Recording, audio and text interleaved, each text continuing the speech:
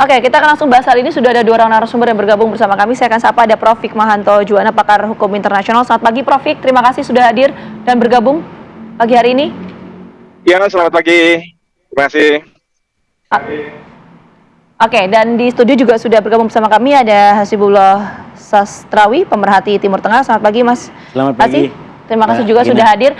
Saya mungkin ke Prof. dulu. Prof, ini di tengah agresi militer Israel ke Gaza, kenapa ada isu penggulingan Perdana Menteri Israel kalau menurut Prof?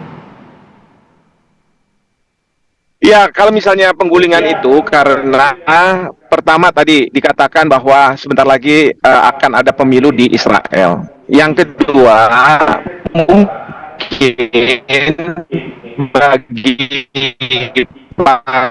pengambil kebijakan di partai Likud,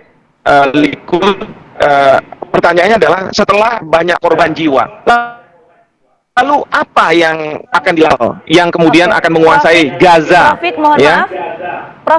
Prof, mohon maaf, saya potong dulu. Ini kita terkendala komunikasi, suara Prof kurang terdengar jelas. Kita coba perbaiki dulu ya Prof ya. Nanti saya akan ke Prof lagi. Tapi saya mau ke Mas Hasibullah terlebih dahulu. Mungkin tadi kan kalau Prof, kalau saya sempat dengar ini berkaitan dengan pemilu di Israel ya. Nah, ini kenapa di tengah ada agresi militer Israel ke Gaza, ada upaya atau ada isu lah saya sebutnya ya, ada isu penggulingan Perdana Menteri Israel. Kalau kita lihat secara review ini apa yang terjadi? Ya, itu yang selalu saya bilang bahwa memang situasi sekarang ini, perang sekarang ini terjadi di tengah politik Israel yang tidak baik-baik saja.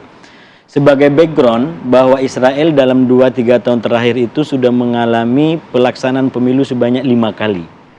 Nah, artinya apa? Secara politik memang tidak stabil ini keadaannya. Dan salah satu faktornya adalah Netanyahu yang dianggap tidak mempunyai komitmen terutama terkait dengan pemberantasan korupsi. Karena salah satu yang dijadikan sebagai hal ketidakpercayaan masyarakat kepada Netanyahu ini adalah dalam soal keterlibatannya dalam persoalan-persoalan korupsi, sehingga banyak pihak di Israel sebelum kejadian perang itu memang menginginkan Netanyahu ini dihakimi, dipenjara bahkan gitu. Nah, Netanyahu sebagai politisi kawakan itu mencoba untuk melakukan hal-hal dalam rangka menyelamatkan dirinya. Nah, tiba-tiba terjadi perang. Nah, ini yang kemudian membuat bagian-bagian pihak di Israel menganggap bahwa Netanyahu mempunyai misi tersendiri di dalam mengoperasionalkan atau membangun strategi perang ini. Apa itu strateginya? Yaitu menyelamatkan kepentingan pribadinya. Dan itu nanti akan muncul di dalam pilihan-pilihan opsi serangan yang akan dilakukan ke Gaza. Misalkan dari minggu demi minggu itu kan sebenarnya tidak firm apakah akan segera ngambil operasi darat atau bukan. Nah, itu kalau menurut sebagian sumber salah satunya adalah dipicu oleh perbedaan strategi yang mau digunakan oleh Netanyahu dengan yang mau diambil oleh militer. Pihak militer punya keinginan segera ini diambil tindakan keras agar segera selesai. Tapi Netanyahu dianggap ingin perang ini agak lebih berlama-lama karena dia ingin ada kayak semacam permainan waktu. Permainan waktu untuk apa? Keuntungannya apa? Untuk bisa menyelamatkan dia sendiri dari gempuran-gempuran yang selama ini tuduhan-tuduhan atau upaya-upaya dari sistem hukum Israel sendiri gitu. Karena itu Netanyahu sedang melakukan upaya reformasi kehakiman dan itu mendapatkan penolakan luar biasa dari internal Israel. Mas Sastrawi, tapi kalau melihat kan Netanyahu ini menjadi Perdana Menteri yang terlama ya di Israel. Berkali-kali begitu. Melihat juga ternyata juga didera berbagai masalah korupsi tadi disampaikan. Akankah upaya untuk menggulingkan Netanyahu yang oleh segelintir orang pejabat utama yang di partai tersebut bisa nantinya, kemungkinan besar bisa nggak dilakukan penggulingan ini? Yang saya ikutin itulah yang menciptakan irtibak atau keraguan-raguan yang sangat kuat di Israel, terutama di kalangan para elit untuk mengambil kebijakan ini. Di satu sisi mereka ingin menjadikan kepentingan nasional Israel, yaitu mungkin segera menangkap Hamas, membubarkan Hamas dan lain sebagainya, termasuk membebaskan sandera, itu menjadi kepentingan prioritas. Tapi di tengah kepentingan pribadi yang berkecamuk di situ, maka kemudian tidak menjadi mudah untuk mengambil opsi katakan Netanyahu mau dilengsarkan.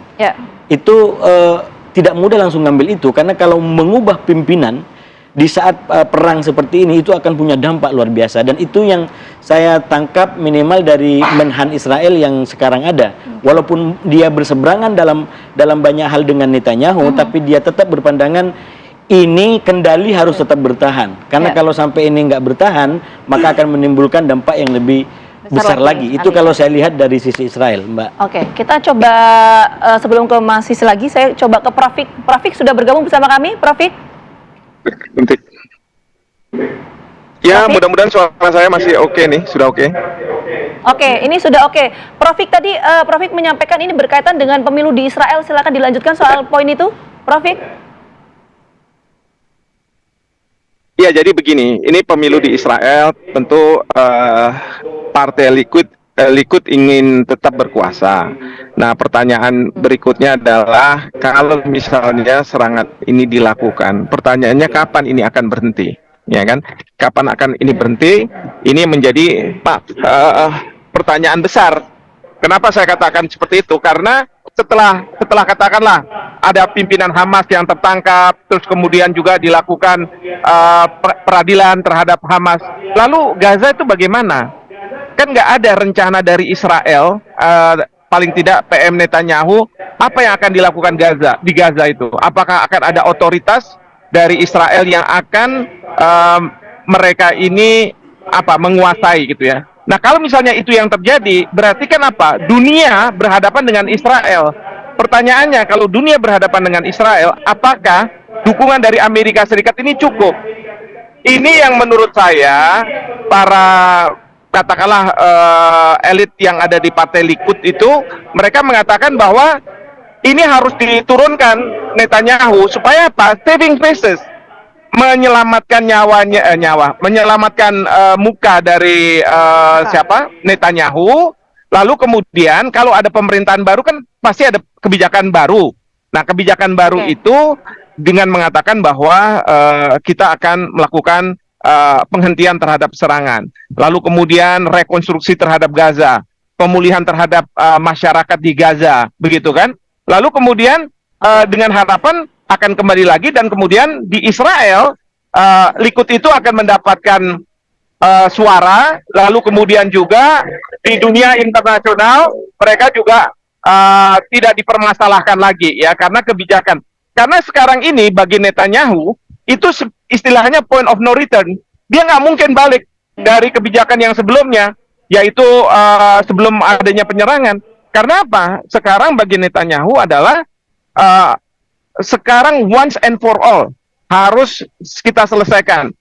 Hamas tidak boleh ada lagi di Gaza, sehingga dari Gaza itu tidak akan ada serangan-serangan rudal yang muncul ke Israel.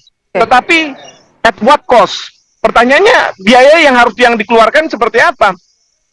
Ini yang mungkin dari elit-elit politik dari Partai Likud yang mengatakan bahwa tidak bisa apa yang dilakukan atau kebijakan yang dilakukan oleh Netanyahu ini diteruskan. Seperti itu kalau dari amatan saya.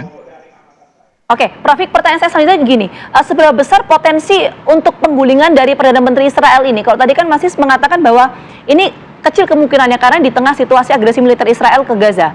Kalau Prof melihat itu juga nggak? Ya kan, penggulingan ini dilakukannya tentu secara demokratis ya, bukan dalam konteks kudeta. Karena kalau misalnya secara demokratis kan bisa aja mereka katakanlah kalau di Indonesia buat kongres luar biasa. Kongres luar biasa yang meminta pertanggungjawaban dari Netanyahu dan kemudian menurunkan Netanyahu dan kemudian menggantikan dengan pimpinan yang lainnya. Saya tidak tahu sistem ketatanegaraan di Israel seperti apa tentunya, tapi salah satunya adalah seperti itu. Dan kongres luar biasa ini kan bisa dilakukan atas dasar karena desakan dari masyarakat Israel yang sekarang ini semakin tidak tidak tega lah melihat apa yang dilakukan oleh Netanyahu terhadap Gaza. Yang kedua adalah tekanan dari masyarakat internasional, di mana ada demo-demo, lalu sekarang sudah viral di sosial media, dan itu akan merusak citra Israel kalau misalnya kebijakan Netanyahu untuk menghabiskan Hamas itu tetap dijalankan begitu. Oke, nanti kita akan sambung lagi melihat apa implikasinya kalau nanti Netanyahu digulingkan, karena ini menjadi pertarungan terakhir untuk Netanyahu. Mungkin nanti setelah digulingkan, ia akan berurusan dengan hukum, dan akankah ini juga berpengaruh terhadap kondisi Gaza seperti tadi Prof mengatakan, mungkin dengan pemimpin baru, kebijakan baru yang juga akan memberlakukan jeda kemanusiaan. Kita akan sambung lagi di segmen berikutnya, tetap bersama kami di Apa Kabar Indonesia Pagi.